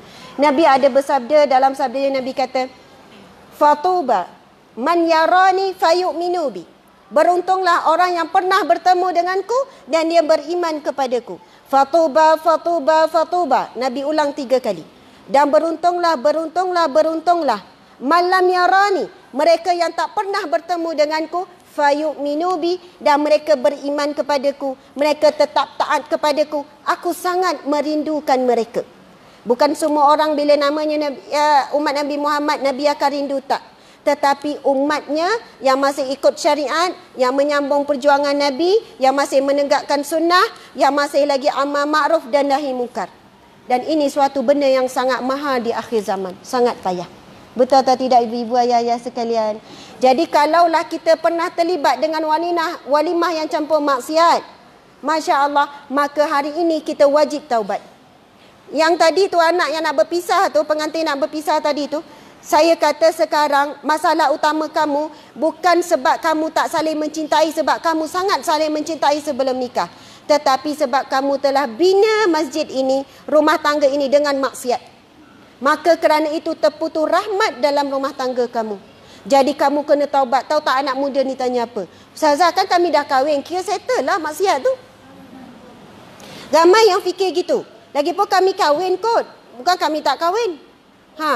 Tidak, kamu kena taubat nasuha, taubat sungguh-sungguh, minta ampun sungguh-sungguh dengan Allah, kerana dosa yang kamu buat itu dia akan mengheret. Jadi mungkin ibu-ibu, ayah-ayah sekalian, itulah jawapannya. Kenapa rumah tangga kita hari ini tak tenang? Kenapa masalah tak habis? Kenapa anak kita bermasalah?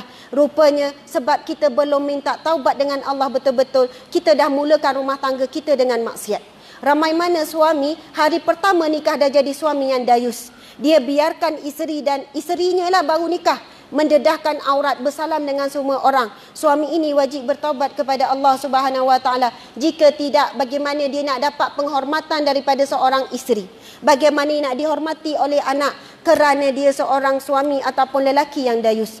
Nabi sebut ad-dayus finnar, lelaki yang dayus dalam neraka. Lelaki dayus tidak mencium bau syurga, sedangkan syurga boleh tercium sejauh 500 tahun perjalanan. Bayangkan. Lalu sahabat bertanya, "Fama dayus ya Rasulullah?" Siapakah lelaki yang dayus? Nabi jawab, yang membenarkan isterinya, ahli keluarganya, anak-anaknya melakukan maksiat kepada Allah Subhanahu Wa Taala. Sebab itu kalau orang lelaki datang jumpa saya masa dululah, sekarang saya tak sempat nak konsult individu, nak perunding cara, tak ada. Tapi kalau dulu memang orang datang, kita memang tugasnya duduk situ 4 tahun duduk dengar masalah orang. Saya akan kata, encik datang mengadukan perihal isteri, perihal anak, tapi tolong cek diri encik sendiri. Ustazah ni apa masalah ustazah? Dia marah saya lah. Saya ngadu pasal isteri saya, panggillah isteri saya. Saya ngadu pasal anak. Saya kata encik sedang mengadukan perihal encik sendiri, bukan pasal isteri dan anak. Kenapa saya pula? Minta maaf, saya nak tanya. Isteri encik dedah aurat, encik pernah tegur tak? Anak encik sikit-sikit encik pernah tegur tak? Encik jaga solat ke tak? Apa masalah ustazah nak tanya solat saya ni? Orang lelaki tak boleh, dia rasa panas kan? Saya pun kata, apa masalah encik cari saya ni? Berlawan tu kan? Ingat tak, pandai menjawab. Pandai ceramah, pandai menjawab. Saya kata, encik datang pada saya hanyalah perantaraan Allah saja. Allah berfirman, innaka la tahdi man ahbabta. Kamu tidak boleh beri hidayah kepada orang yang kamu cinta. Encik tak boleh ubah isteri, tak boleh ubah anak. Innallaha yahdi man yasha. Allah yang memberi hidayah kepada siapa yang dia mahu. Jadi yang pertama, encik kena balik kepada Allah. Encik solat macam mana, dia pun dah kendur kan? Saya memang kadang-kadang tak semayang, ustazah tengah ada masalah, semayang pun tak khusyuk. Baik tak payah semayang, betul tak? Dia tanya. Kalau ada botol air rasa nak ketuk kepala kan? Allahu Akbar. Jadi saya kata, encik kalau encik tak sujud kepada Allah, tak tundukkan diri kepada Allah, mustahil encik nak tundukkan hati seorang isteri. Kalau encik tak hormat kepada Allah, jangan harap encik akan dihormati oleh isteri dan anak-anak. Encik sendiri pun tak jaga hubungan dengan Allah, bagaimana hubungan encik dengan anak, dengan isteri akan terjaga. Memang balik-balik akan pergi kepada hubungan kita dengan Allah Subhanahu Wa Taala. Hadis Nabi jelas. Hadis Nabi sebut, "Ihfazillah yahfazka." Kamu jaga hubungan dengan Allah, Allah akan jaga kamu. Allah akan jaga keluarga kamu. Allah akan jaga rezeki kamu. Allah akan beri segala yang kamu perlu. Sebab itu bila kita ada sesuatu yang berlaku, cek hubungan kita dengan Allah. Mesti ada masalah. Nabi sambung lagi, "Ihfazillah tajidhu tujahaka." Selama mana kamu jaga Allah, kamu akan dapati Allah ada depan kamu. Wa iza sta'anta fasta'in billah. Apabila kamu perlukan pertolongan, minta tolong dengan Allah. Hebat, Allah akan ada bersama selalu. Wa iza sa'alta fas'alillah. Apabila kamu meminta, mintalah dengan Allah. Hadis ni panjang ya. Hujungnya Masya Allah, Allah sebut, Nabi sebut, sekiranya berkumpullah seluruh manusia untuk melakukan kejahatan kepada kamu, nescaya tidak akan berlaku melainkan izin Allah. Berkumpul semua ni nak buat khianat pada kita, takkan berlaku. Allah jaga kita. Dan sekiranya berkumpullah seluruh manusia untuk beri manfaat kepada kamu, sesungguhnya kamu takkan dapat kebaikan tersebut melainkan dengan izin Allah. Hadis ini nak menegaskan hakikatnya semuanya datang daripada Allah. Kalau manusia berkumpul nak beri kita kebaikan, takkan kita dapat. Manusia berkumpul semua nak buat jahat pada kita, takkan berlaku tanpa izin Allah Subhanahu Wa Taala. Allahu Akbar. Okey, tu pasal masjid tu kan. Minum air sikit. Tiba-tiba rasa lapar lah. Takkan nak makan pula kan tengah-tengah ceramah.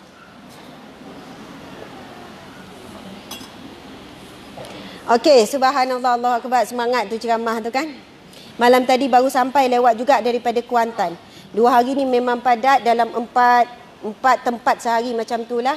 Malam sampai Segamat pukul 2 pagi, semalam penuh sampai malam tadi daripada Kuantan. Dan saya sebenarnya nak minta izin juga, habis saja ni saya nak bergerak dengan cepat juga. Ada ke tempat lain pula lah. Macam tu lah, Masya Allah. Jadi saya tengok ramai, mungkin nanti kalau kita salam, kita cukup salam tangan saja. Kalau cium kiri kanan, boleh sakit urat leher. Ibu-ibu sekalian, salam saya seorang, saya ramai. Sebab tu kadang-kadang kita pun salah faham dengan salam yang sunnah. Betul-betul tangan saja.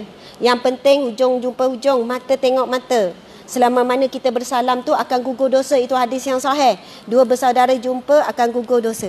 Jadi kita ringan-ringankan, mudah-mudahkan. Memang kadang susah nak peluk gak. Itu to be continue. Maksudnya lepas suka sesi lain ke. Tapi bila kita dalam majlis yang ramai begini, penceramah manalah perempuan yang lain mana-mana, jagalah kebajikan penceramah tu. Dan ada orang nak cepat, betul kan? Dia nunggu lama. Jadi kita permudahkan sambil mulut kita berselawat. Masya Allah. Okey, jadi saya nak sambung tadi. Pertama, tapak masjid. Yang kedua, masjid dibina adalah untuk ibadah. Betul ke tidak? Jadi rumah tangga dibina atas dasar ibadah. Hadis Nabi SAW, barang siapa yang bernikah, maka dia telah menyelesaikan sebahagian daripada agamanya. Nabi kata, maka sempurnakanlah sebahagiannya lagi. Masya Allah, rumah tangga dibina atas dasar ibadah. Ibu-ibu sekalian, ibu-ibu menyapu, lipat kain, jemur kain, semua itu dikira sebagai satu ibadah. Masya Allah. Rumah tangga adalah ladang ataupun tempat ibadah bagi seorang wanita. Masya Allah, subhanallah. Islam ini agama yang sangat indah. Mengiktiraf wanita walaupun kerja yang biasa-biasa. Yang pejam mata pun kita boleh buat, nyapu, betul kan? Bersih tak kita nyapu? Bersih. Suami nyapu bersih tak? Kita pun tengok macam tak menyapu. Soalan untuk Ustazah Asma. Masya Allah. Saya baca soalan dulu ya. Saya boleh terima soalan. Kalau siapa nak tanya, tulis ya. Okey. Assalamualaikum Ustazah. Waalaikumsalam. Suami saya ketika dia berada di rumah seolah-olah tiada di rumah. Suami dia Luxina. Okey. Tangan dan mata sentiasa dengan handphone. Mohon sentap semuanya. Bukan suami je, isteri pun ramai macam ni. Dia seorang suami yang amat baik. Saya redha dan okey dengan kesibukannya sekarang. Tapi dengan anak-anak seolah-olah tiada masa. Bapanya bercakap dengan anak. Bapanya tiada masa bercakap dengan anak-anak langsung. Macam mana ya tu Ustazah? Tak bercakap. Suami dia pandai bercakap. Okey. Cukupkah kalau saya berazam lebih memberi perhatian kepada anak-anak? Jadi both mom and dad, tiba-tiba bahasa Inggeris tu kan? Dia slang pun jadi lain. Kepada mereka in terms of perhatian. Ini bahasa Terengganu ni. Apa hukum untuk suami ataupun bapa begini? Saya takut suami saya berdosa. Terima kasih banyak Ustazah. Masya Allah. Alhamdulillah. Terima kasih ya. Soalan ini sebenarnya merangkumi, mewakili banyak orang. Okey, saya nak jawab dengan Ada beberapa kaedah penyelesaian masalah rumah tangga kalau datang pada saya. Yang mesej banyak, yang jumpa depan pun banyak. Ustazah, suami saya tak bagi perhatian pada anak, pada saya. Suami saya sekian-sekian. Ustazah, suami saya sibuk dengan telefon. Bila saya cek, dia banyak bermesej, berwhatsapp dengan wanita lain. Bila saya tegur, dia kata, saya bukan buat apa pun, saya cuma mesej je. Tapi adalah sayang-sayang, rindu-rindu, semua itulah. Dan yang mengadu bukan orang-orang biasa pun kadang-kadang. Suaminya ustaz. Sudah. Saya bukan cakap kat mana-mana ustaz ya. Saya nak sebut masalah ujian ni bukan pada lelaki yang biasa-biasa. Ustaz bukan luar biasa sangat pun. Lelaki biasa juga kan. Tapi pada orang yang agama ni bukan profession. Agama ni bukan background belajar. Agama ini adalah dalam hati. Sebab itu kadang kita tengok profession bukan dalam bidang agama tapi lebih beragama. Lebih berakhlak. Lebih berilmu. Lebih baik solatnya berjemaah di masjid. Dibandingkan dengan orang yang dalam profession agama.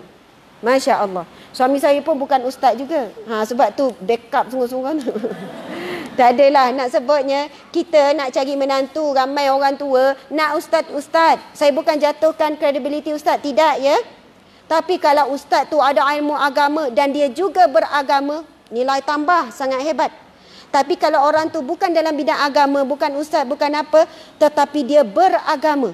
Masya Allah, inilah hakikat hidup beragama yang sebenar. Jaga solat, dia jaga isteri dia. Sebelum isteri dia nak keluar rumah, dia suruh pusing 7 kali. Pening isteri dia tu kan. Sebenarnya tak payah 7 kali. Sekali pun jadi. Pusing, okey lulus nak keluar.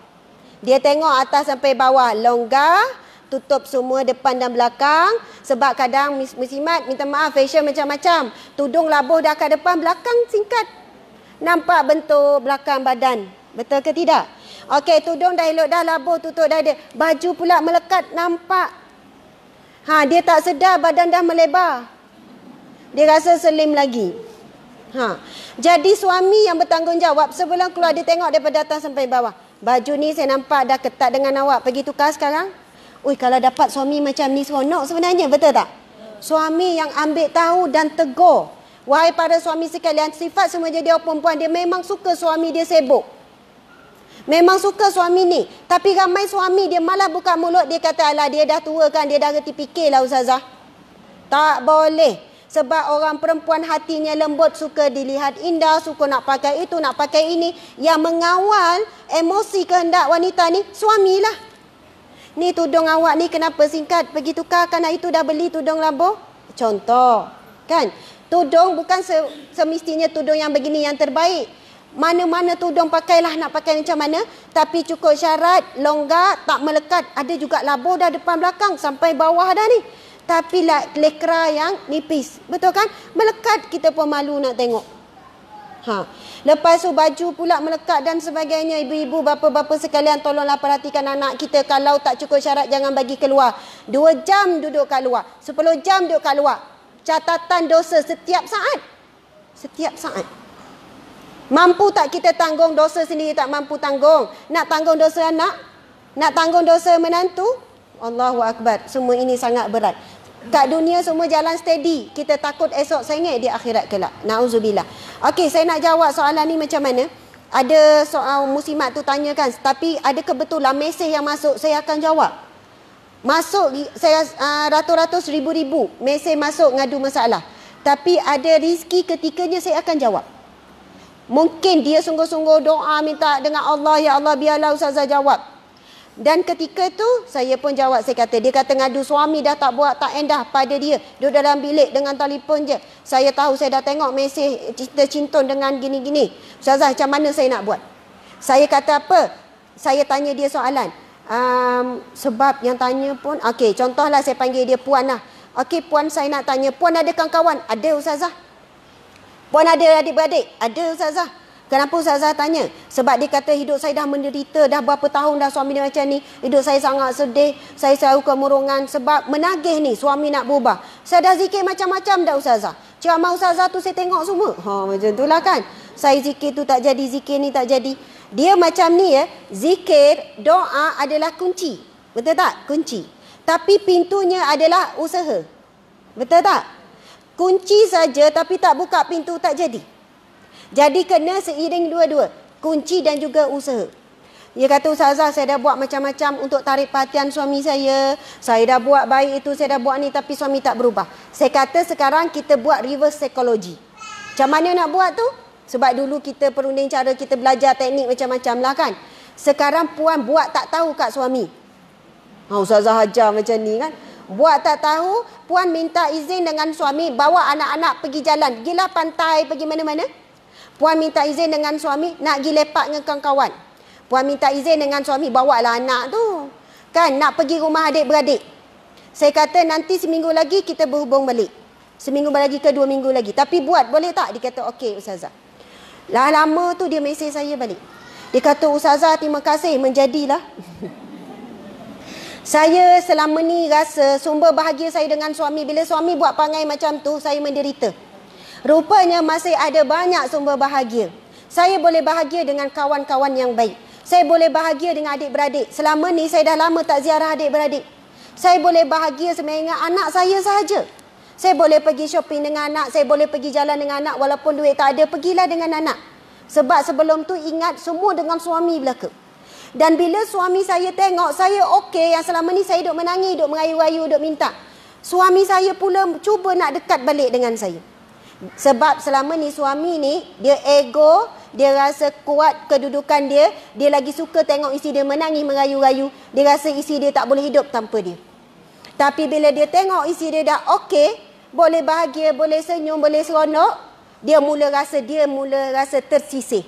Dia mula rasa bila tengok isteri dia share gambar dengan anak-anak je, dia tak ada dalam tu. Boleh makan, boleh tengok TV seronok dan wajah isteri dia, baru dia rasa bahawasanya dia kehilangan isteri dan anak-anak. Selagi mana isteri duduk menagih-menagih ni, dia rasa besar, makin besar, makin besar. Itu salah satu kaedah lah ibu-ibu sekalian. Tapi kena dalam keadaan mengikut syariat. Jangan tiba Ustazah dah cakap macam tu, keluar tak balik-balik. Tak minta izin, tak cakap apa. Minta izin, wajib minta izin lah. Misi kena tu, kena ikut landasan, kena ikut. Kecuali kalau suami dah pukul sepak terajang, keluar je lah, tak minta izin. Takkan masa tu bang minta izin nak buat report polis. Saat macam ni boleh keluar, minta, tak perlu minta izin apa. Wajib ketika ini menjaga hak diri kita, keselamatan diri kita. Pergi keluar, buat report polis, buat report doktor. Saya nak sebut, dulu masa saya kerja perunding cara, saya bukan sekadar bantu supaya penceraian tak berlaku, saya juga buat kerja yang lain, iaitu bantu bercerai jadi. Yang tak terfikir nak bercerai, saya suruh pula bercerai. Ui, dahsyat tu kan. Kes penderaan mental, fizikal yang dahsyat, sampai dah tekanan mental, dia tak boleh buat keputusan diri sendiri. Yang gugur, kena pijak dek suami 3 kali. Dah mengandung 4-5 bulan, suami sepak terajang, tarik rambut turun tangga, buat macam binatang, mulut maki hamun. Begitu begini, kadang kalau dah jadi mangsa terlalu lama, dia macam tak boleh nak buat keputusan, dah hilang keyakinan diri. Jadi kita pun bantu puan buat macam ni, stepnya gini. Dah kahwin kat 30 tahun, terseksa dah sangat teruk, ada report polis, ada report doktor, tapi tak berani nak untuk minta pisah. Sebab suami ugut, aku ni adalah sugar kau. Syurga engkau buat tapak kaki aku. Kalau engkau ni, dia terikut. Dia katakan nanti saya tak boleh masuk syurga, Ustazah. Sebab suami kata macam tu. Lepas tu bila kita tuntun dia, sampai lepas dapat fasah apa semua, dia hubungi kita balik, Ustazah terima kasih, hidup saya tenang sekarang. Ya Allah, selama ni saya ingat, bila saya tetap redha, saya sabar dengan suami, saya akan bahagia. Rupanya tidak. Dapat anak 8 orang. Tapi dalam keadaan penderaan seksual. Saya tanya puan bertahan sebab apa? Demi anak-anak, Ustazah. Berbaloi tak? Tak. Sebahagian anak tekanan mental, sakit jiwa. Sebab tekanan tengok ibu kena dera. Sebahagiannya ikut panggil ayah juga, maki hamun dan sebagainya. Sebab itu Islam ada penceraian. Orang perempuan boleh mohon fasah, boleh mohon taklid, boleh mohon cerai biasa. Betul kan? Sebab apa? Nak jaga hak. Di sana ada lelaki yang begitu zalim terhadap wanita. Dan di sana ada juga wanita yang sangat zalim pada suaminya. Melakukan kecurangan. Yang dera suami pun ramai. Tapi orang lelaki malu nak mengadu.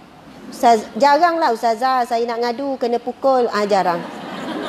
Tapi ada. Badan sadar tegap. Ustazah, saya nak ngaku pun malu. Tapi saya kena dera dengan isteri saya. Isteri saya kalau marah, penyapu je. Pukul. Saya takkan balas balik. Sebab saya tahu kalau saya balas, teruk dia. Suami isteri saya gini-gini.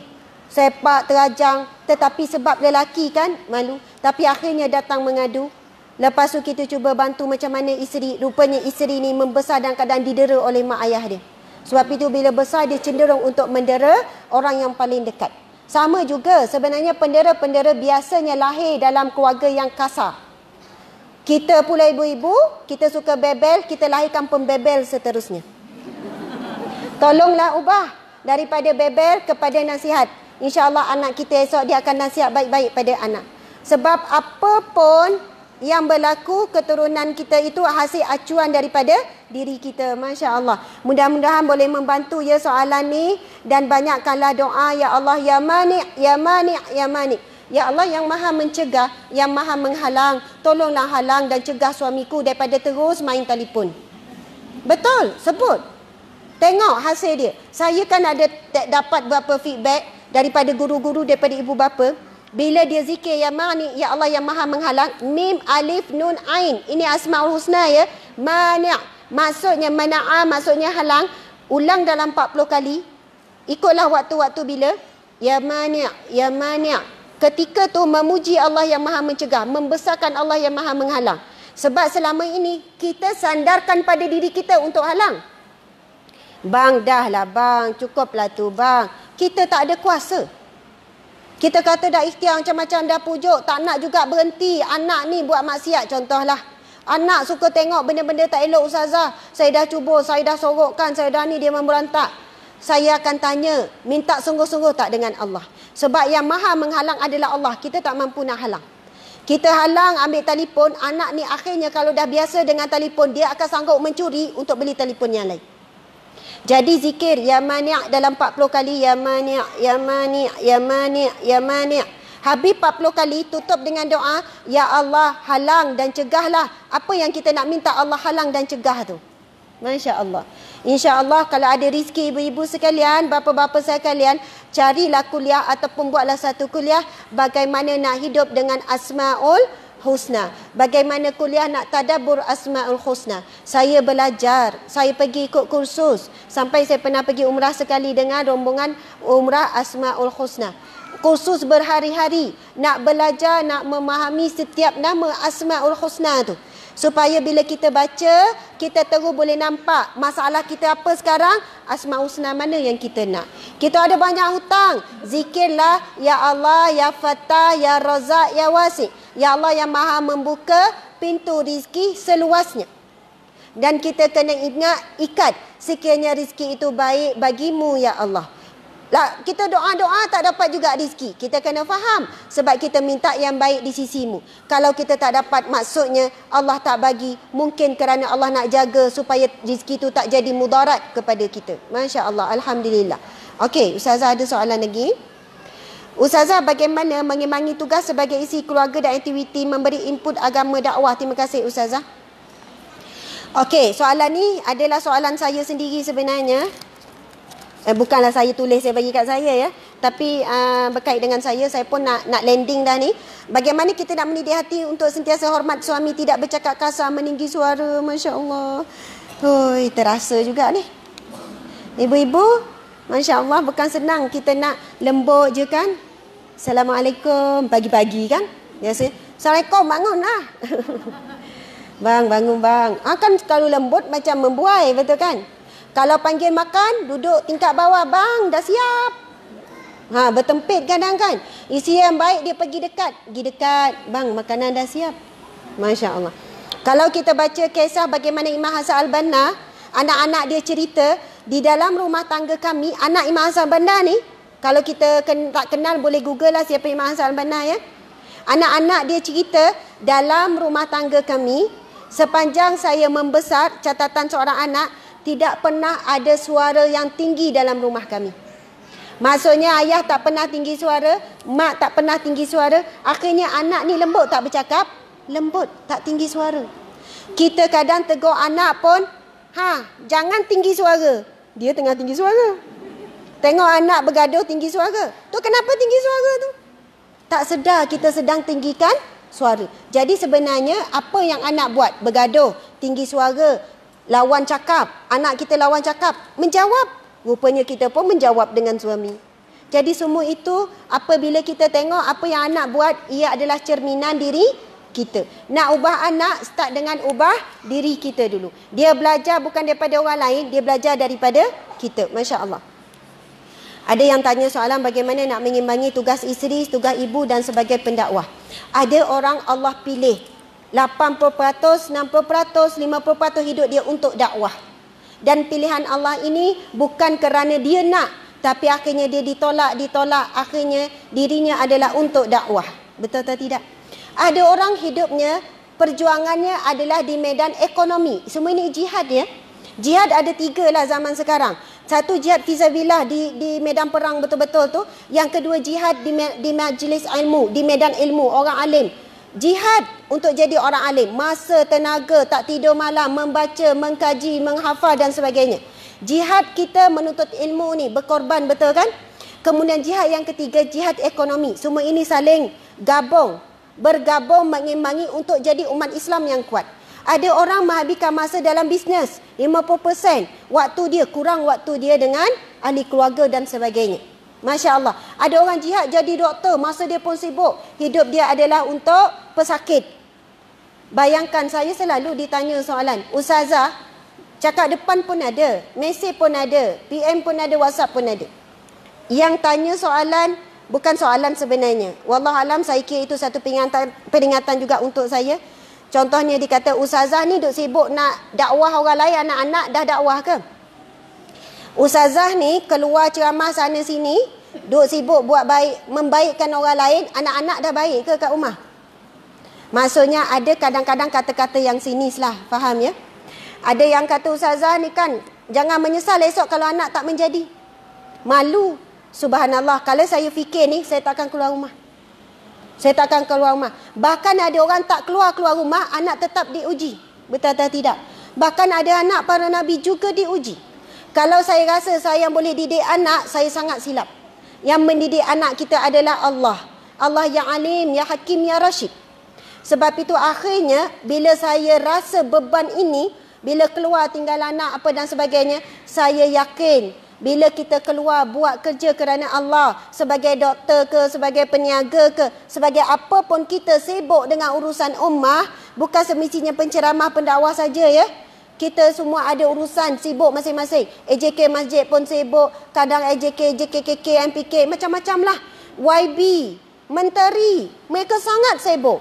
Mereka lebih banyak masa untuk orang lain, bahkan mereka tak ada masa untuk diri mereka. Tetapi antara kaedahnya ibu-ibu sekalian, beramallah dengan surah Ghafir ayat 44.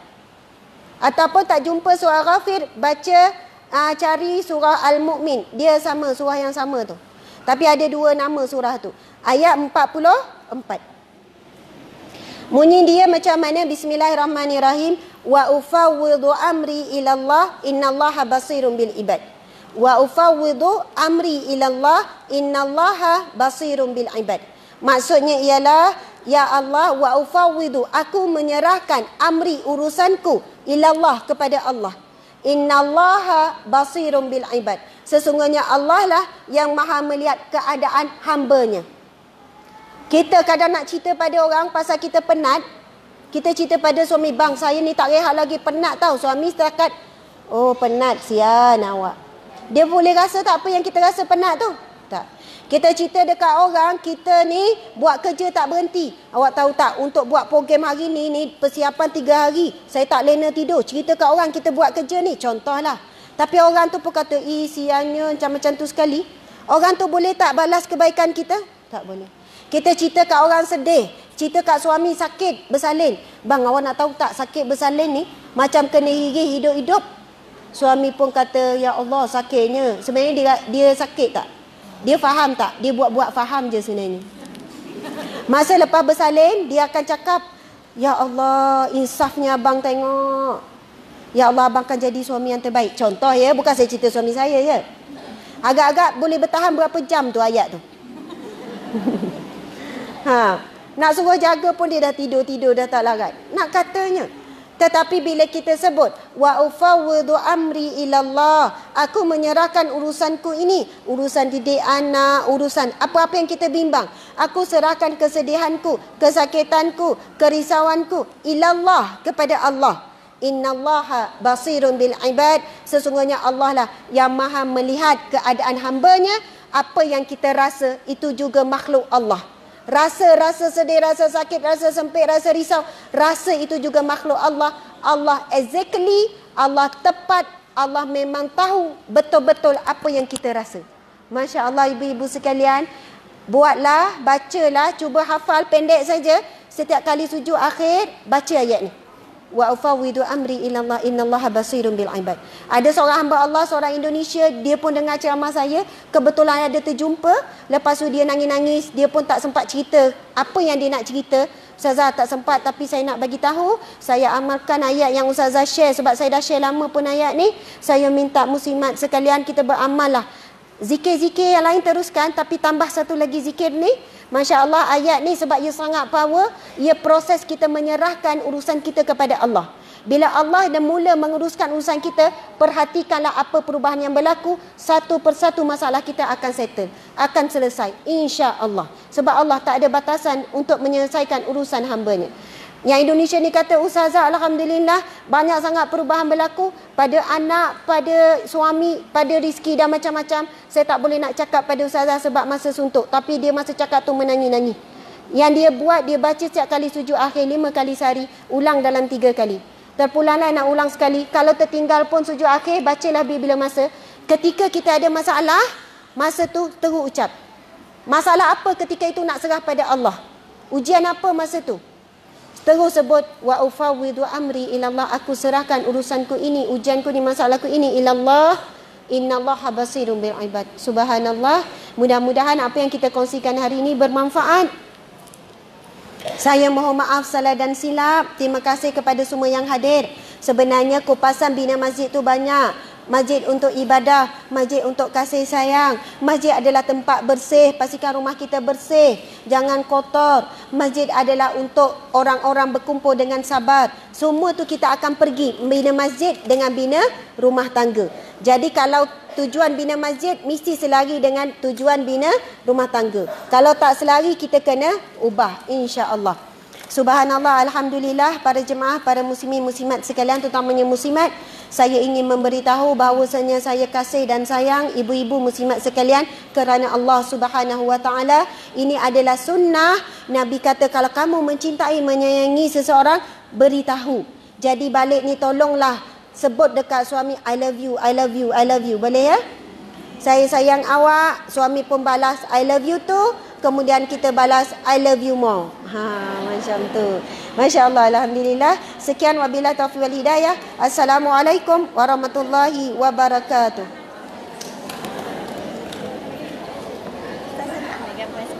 Boleh. Ni siapa? Ustazah. Kejap. Allahumma salli ala Muhammad.